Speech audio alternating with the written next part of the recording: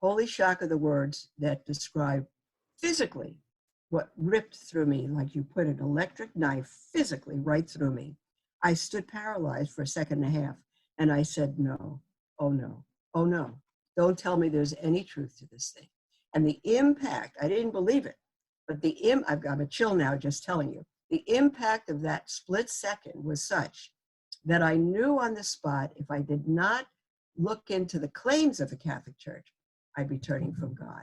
And that began an almost 5-year, absolutely agonizing study to the Catholic Church, which I entered in 1995. So one more thing to tell you.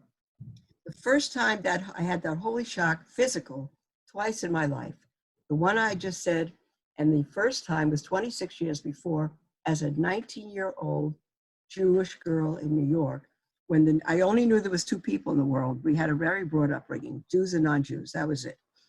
But the news came out that nuns had permission to shorten their habits to knee length. I didn't know the word habit.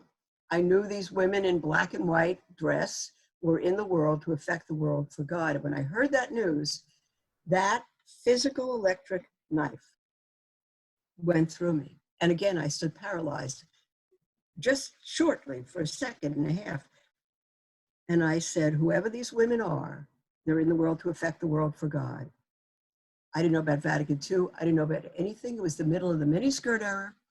And I said, instead, the world has affected them because I thought it was a religious accommodation to the miniskirt era, which it wasn't. But what do I know? It was my deep and immediate loss. It had nothing to do with me. I lost what wasn't mine. And 26 years later, listening to that troublemaker, Scott Hahn, that holy shock went right through me again. And I was paralyzed again.